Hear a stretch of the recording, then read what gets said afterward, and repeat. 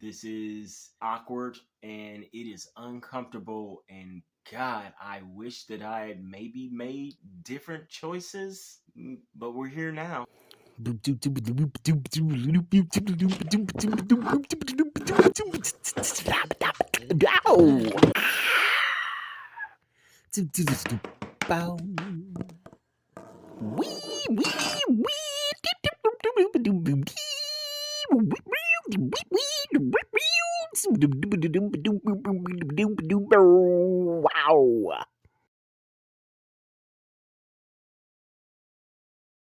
Hey everybody, what's up? So my name is Michael Stevenson. Welcome to my channel. Welcome back to my channel if you are returning. Of course, I try to do a lot of different videos on the channel. This currently is my entertainment industry series. I also have, the cooking thing. Maybe you've come to the channel through that.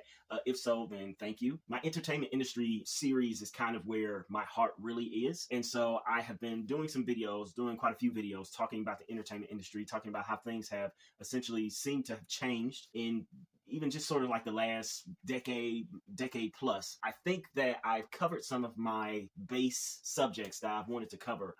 Not in nearly as much detail as I would have liked, but I feel like they're already detailed enough. I'm sure some viewers are probably saying that who have been on this journey with me. But there is one thing that I was absolutely dreading out of all the things that I've been dreading about doing this, probably the most. So first off, if you are new to the channel, please go back and look at the first couple of entertainment industry videos. I'm trying to do these in a sequential manner, so they should be labeled episode or whatever numerically. Please go back to my entertainment industry specifically, my introduction to this series. It will really give you insight into my thinking process and why I'm even doing this to begin with. Because like I said, these videos were not in any way, shape, or form my first idea or first plan to expose myself, to the world at large. Okay, I did not want to be doing these videos, and I still kind of don't. But for some reason, I can't seem to get a lot of these ideas out of my head unless and until I share them. So first off, to introduce myself to you again, if this is your first video, and like I said, please go back and watch those other videos first. But if this is your first video, or if you came here from the food and you're wondering like, well, what is this whole controversy thing about? I am a writer. I want to write everything. I have scripts, screenplays that I want to write. That's where I want to be in film and television, but I also have novels, and that's kind of where I am right now. As a writer, as a what I would call the primary creator of pretty much most of the things that you see or that you consume. It is a very unique position that I think that writers specifically find themselves in, because they are the ones who are the most exposed, I guess you can say, to criticism from fans and just people in general, who will look at whether they're creating art or whether they're creating just entertainment for monetary purposes. They'll look at them and they'll say like, this is not good, but it's not good because it's inherently flawed in some way that we've learned from. It's not good because of some sort of things that we've learned in like creative writing classes of our own, right? So it's like it's not that it's not good because it doesn't have a story or because it doesn't have structure or something like that. But as of late, we have seen a lot of people say that things aren't good or that they're not going to support them because they are controversial, or because they support controversial views, or because the writer themselves or the creator themselves has controversial views, and thusly they will benefit monetarily from supporting their work, even if the work does not necessarily have those views. With that in mind, I just wanted to talk a little bit about controversy and cancel culture. You can tell that I am incredibly nervous about this. Like I said, I didn't want to do this, but I feel like I have to address things head on. The idea cancel culture obviously is nothing new. We have for a long time been, chastising people in different ways, and this partially plays into the cycle, which again, if you don't know what the cycle is, especially the generational cycle, please go back and watch that video. They're labeled. It's probably two, maybe more than two of the videos that are labeled in my on my profile. We have been canceling people, so to speak, for a very long time. We've done it so often before that we do have that cliche of the angry villagers with pitchforks. Yes, that is featured in a lot of stories that come from or focus on like medieval times or even Victorian times from hundreds and hundreds of years past. but that also had a lot of truth to it. We had things like here in America, the Salem witch trials. We've had the McCarthyism of, what was it, the 40s and 50s. We have had tons of times before in which we blacklist, scarlet letter, or cancel people. We've had all these instances before, and like I say, they are part of the generational cycle, which is why they came in and at the exact times that they came in. And again, I cover this in both of the generational cycle videos. So I say that because I want to make it clear that I am not against or averse to the idea of these kinds of swells of, I guess, banning or censorship, so to speak. I think that in societies do at some point have to make boundaries that people either can't cross or that are very rarely crossed. And I think that goes even for a society in which we have free speech. One of the biggest parts of being in a society is to be social with the people, the individuals, and the groups around you. And the way in which you can be that is that you have social norms and social rules that aren't necessarily written laws, but that people generally follow as a guideline to interact with other people. And so I think that in trying to create those, especially for a new world, a world that is very technologically savvy, that has seen itself transform as far as demographics go, I think that it is notable to say that maybe we do need to, at the very least, examine some of our social norms that we've had previously and cancel or root out the things that we dislike, that were basically not good, and replace those with new ones. I think that one of the big problems now is that we are not quite doing that to the level that we need to be doing. So let me address my own controversy first, and then I'll move on to other people's controversy. This is way back in 2013. I wrote a book, and I released it as technically I wrote it in 2011, but I held on to it for 2 years until 2013, and I released it as an ebook. And that book was simply titled The Provocateurs. Now, I can't go into it too much because it was a book that I was technically forced to write by a group of people that they essentially are the namesake of the book. But in that book, it is literally the only piece of work that I've ever written that I want to disavow. I think it might still be out there, I'm not sure. But in that book, it was basically saying some of the most controversial things that you weirdly enough hear now coming out of like political pundits and politicians' mouths all the time. It essentially was a predictor of where society was going to be going, and it kind of predicted a whole lot of stuff. I have it listed in some of my other ebooks as being a conspiracy book. So it was basically the conspiracy sort of work that you would normally see, like for instance with QAnon or something like that. Okay, I am not proud of that book.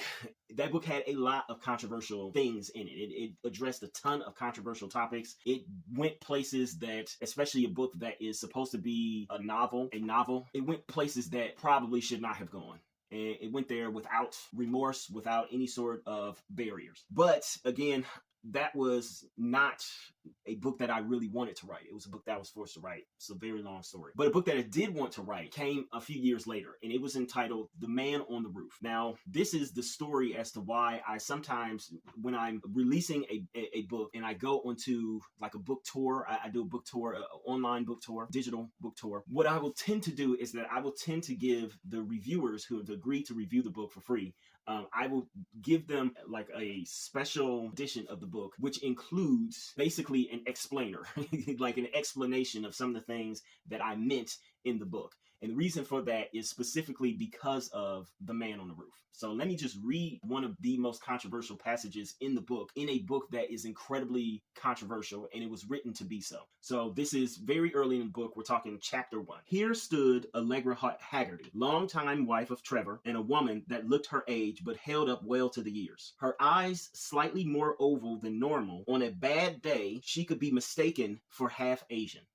That line, the ending of it, of course, was by more than a handful of reviewers that I was able to actually get to read and review the novel. It was taken as being a very racist line. I can't say that it isn't, but at the same time, I can't really say that it is. So I'm trying to figure out the words that I want to use here to explain this and why I even wrote that line to begin with. And this is also going to be the reason as to why I am not going to apologize for the line. Now, first, let me back up and say this. I don't know where this sentiment came from, but I do know that it has existed for a very long time. I've sort of talked about it before, but it is, again, just another one of the reasons as to why I think that the way in which we teach art and entertainment and the way in which we teach like how to consume them or how to appreciate them or how to study them is oftentimes wrong, and it in and of itself needs to change. Is because of the fact that for whatever reason, people seem to think that if something appears in an artist or an entertainer's their work, that artist, the writer, the ultimate creator of that thing, that they thusly must believe that thing, that is their moral value, that is their how they view the world, how they see the world. I don't know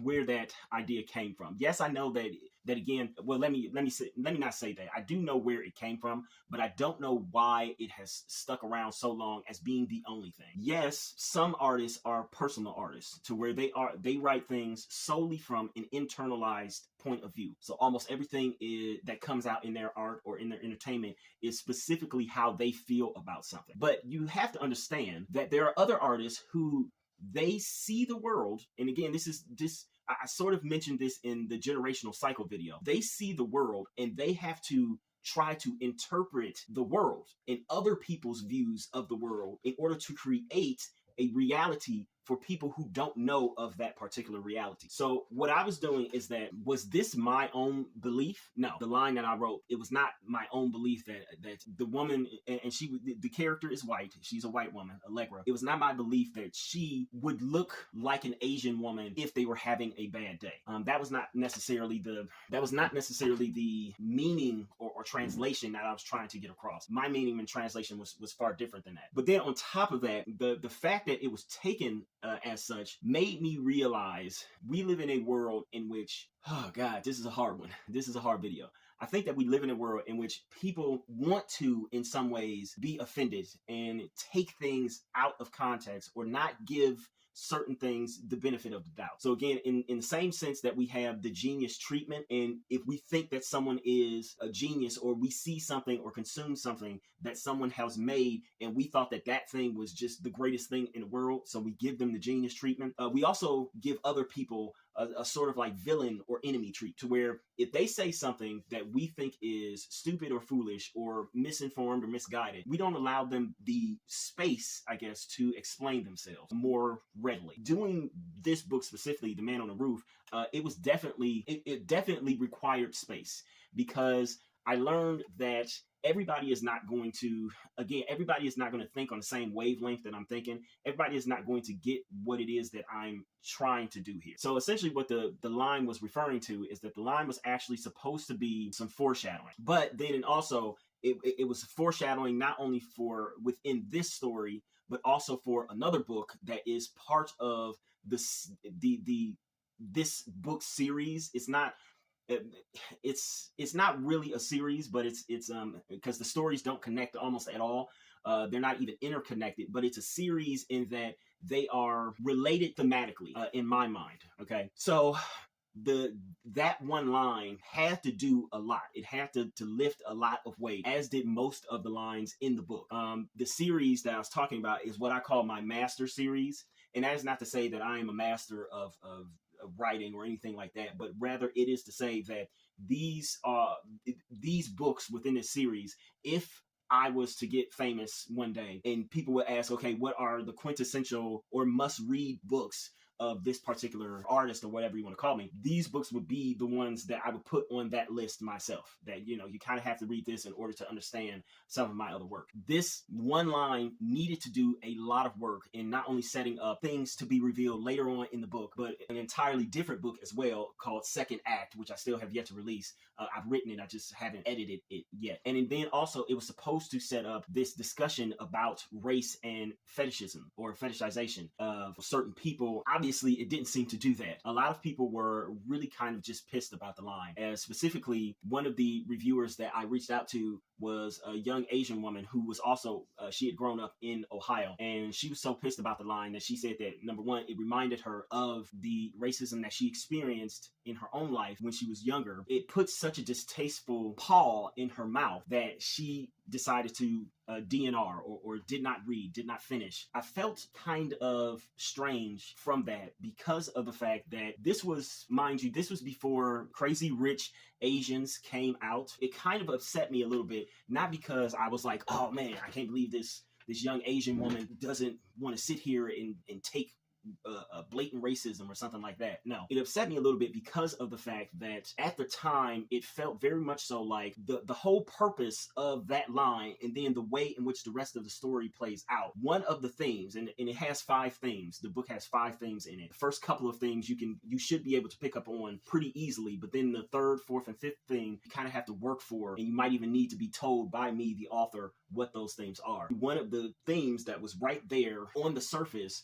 was the theme of race and racism and how we deal with it, how we interact on a racial level. And so it was in there in the book so that we could have a conversation, so that a conversation could be started. It hurt me. It kind of sad more than angry, mainly because of the fact that she read that one line, she decided that she was offended by it, and instead of it actually opening up a conversation, a wider conversation about things, she completely shut down and turned her Kindle off or whatever and decided not to read the rest of it. So essentially she exited the conversation before the conversation could even begin. I thought that I may even have dialogue with her or anything like on her blog at the time, and none of that happened. I was thinking about that, and ever since then I decided again, and this of course is in partially, well, not partially, it basically is part of my own genius bias. I decided that most people probably are not going to be able to pick up on what it is that I am trying to fully say. Therefore, I'm going to, at least when I put out the reviewers, I'm going to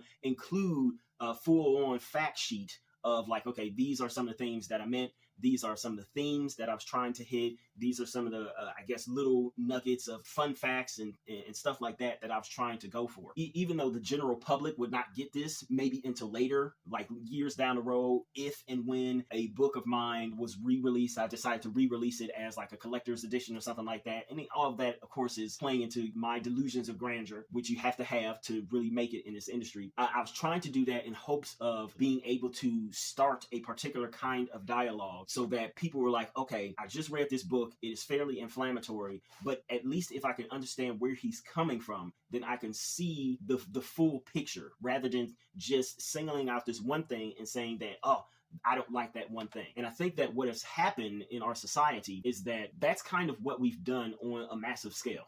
Like I said, we are in the fake realm of the cycle right now, the fake stage of the cycle right now.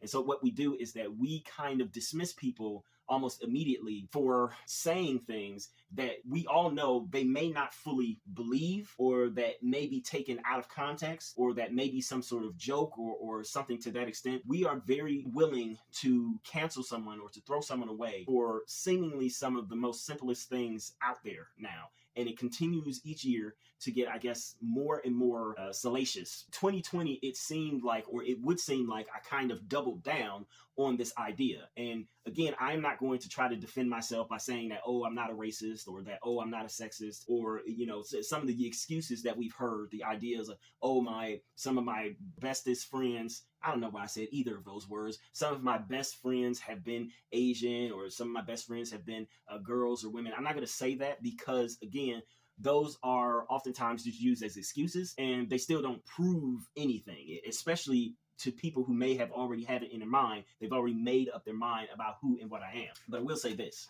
I was not in any way, shape, or form trying to specifically hurt or defame or put down Asian culture specifically. What I was trying to do is I was trying to address a certain issue, a certain topic that I feel like we oftentimes need to address. Let me also go to Blend. I don't have a specific quote from Blend because Blend is so inflammatory in and of itself. The idea behind Blend, and Blend actually is out there. It does have its own fact sheet in the same way that I just explained or try to explain to you guys that I usually send out to reviewers. And the reason for that is because it was put out there as a pre-order months before. And this is kind of how most of the online services, especially for ebooks and other book publishers work, is that if you want to do a pre-order, you have to actually put out the file on the platform. So you have to put out at least a dummy file to stand there on the platform, just in case you forget to upload a new file or the final file. That one has the reviewer copy there. And the reason why it has the reviewer copy there is because in between me putting up the pre-order, the date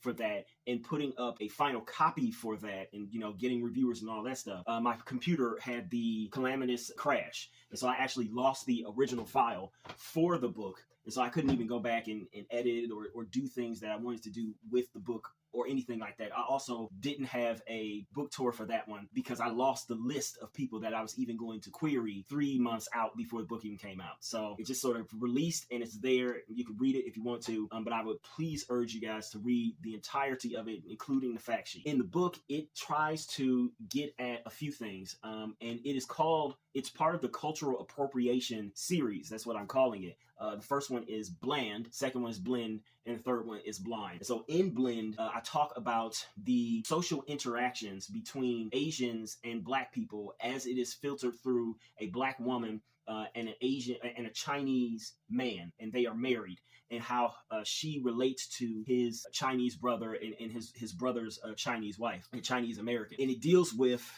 racism in the absolute bleakest, most blatant form possible. They lob racial epithets at each other at some point. It is raw. Again, I mention this because, again, obviously that's potentially going to be linked back to what I said in Man on the Roof, which then some people would say, oh, well, he has a history of saying racist stuff about Asians. And again, that is, like I said, I'm not going to defend myself in those same old manners that we know, but that was not my intention. My intention was to address a topic in a different way that we usually see it addressed. I feel that, especially in the last 20 plus years, maybe even 30 years, back to the early 90s, when we address certain topics, whether it be racism or sexism, and not LGBTQ subject matter as much, but certainly the first two, we try to address these topics and have these conversations in such a soft manner, I guess you can say. It is soft, it is measured, it is we try to be very intellectual about it. And one of the things that I've learned throughout my life is that some people, yes, there are plenty of people who can be influenced or changed or driven to think differently if you approach them with a soft kind of conversation. But there are other people who they need to have a certain level of, I guess, in-your-faceness as far as the truth goes.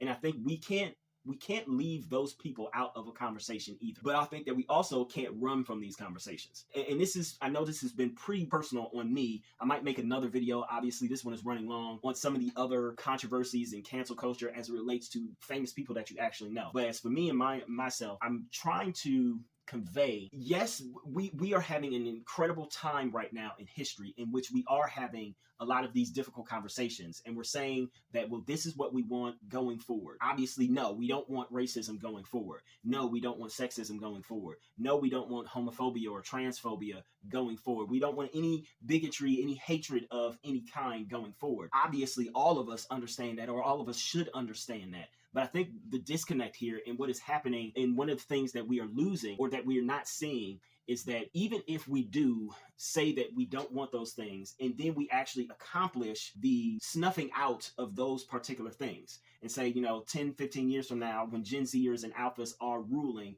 none of those forms of hatred exist anymore, we will still need to go back and have the conversation. I say that because I think that for some of our most controversial subjects, some of our most controversial things that we have in society as things that can potentially divide us, are not things that we can conquer and then expect to go away forever.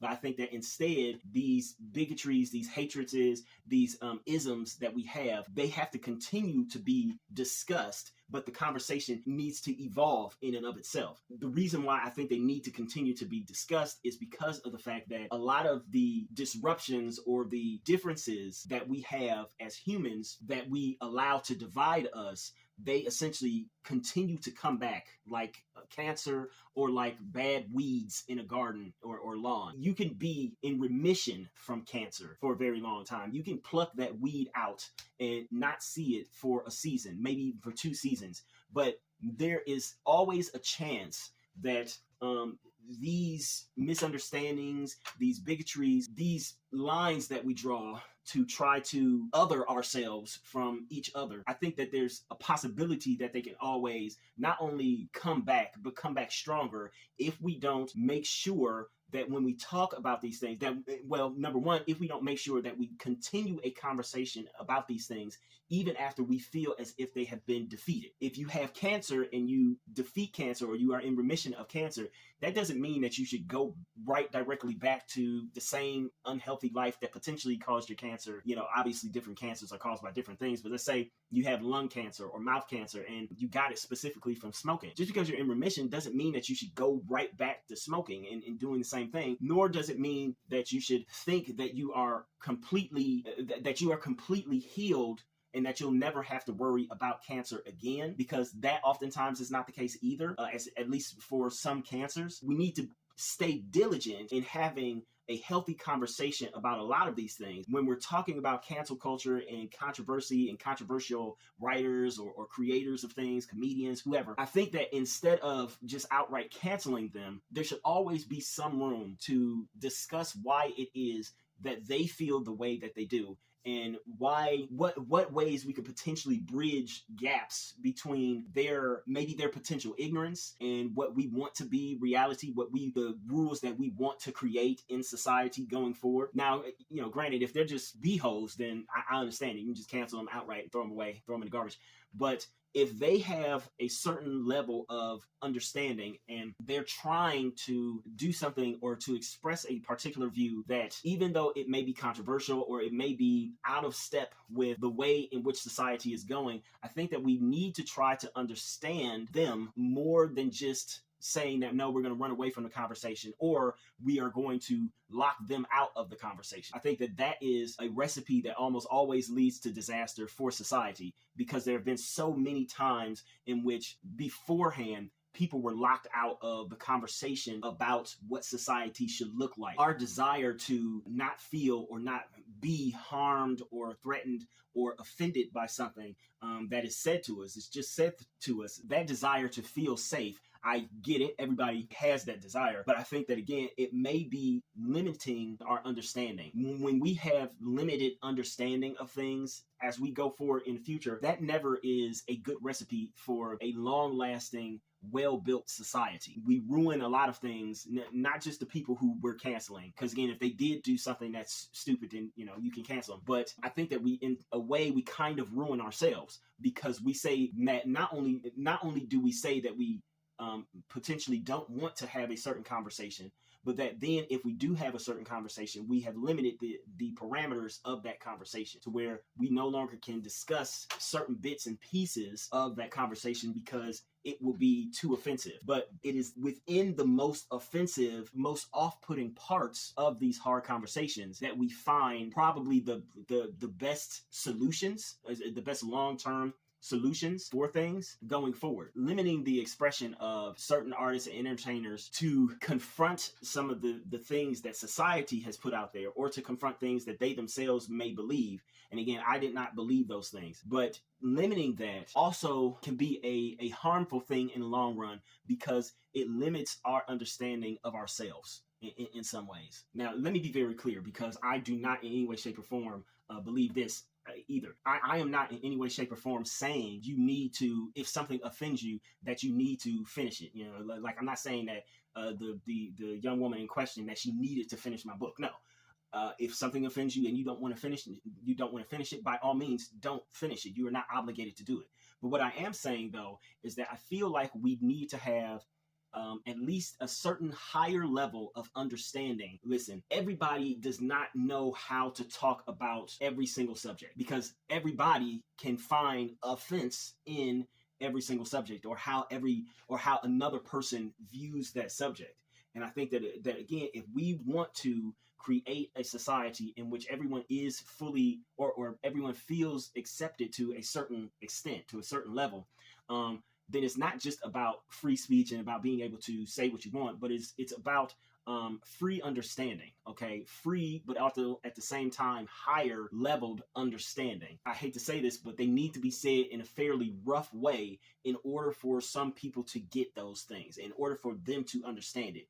again, you guys have to understand that not everyone understands things the same way. Like everybody doesn't learn things in the same way. So sometimes people learn through consuming fiction, sometimes they learn through other ways. The way in which we are coming to the table to talk about whether somebody or someone should be canceled for things, it has not been nearly as, it has lost a certain level and a certain sense of nuance, is what I'll say. So it's not necessarily that it's going too far, but it doesn't have any sort of nuance anymore. It doesn't have any kind of built-in understanding or true, I guess, logical or academic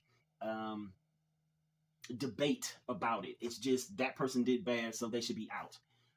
I'm trying to, I know I'm going to have to make an addendum to this video too, because I didn't talk about some of the more controversial people and issues and things, but I just kind of wanted to get this out there because, listen, I know that all of my stuff is well, not all of it, most of my stuff is going to be controversial to some extent to someone out there. So I wanted to make sure that, listen, yes, you know that there is some controversy out there. If I'm being honest, I kind of go after everybody. Society as a whole kind of pisses me off. Unfortunately, there are far less black and white things than we would like to have in our world. You know, far less black and white issues and decisions to where there's this thing that is obviously totally right, and then there's this thing that is totally wrong. There are some nuances and some levels in there that we are fully missing. We have always given artists and entertainers also a certain artistic license to say the things that either we ourselves could not say for fear of various things, you know, potentially for fear of public punishment or for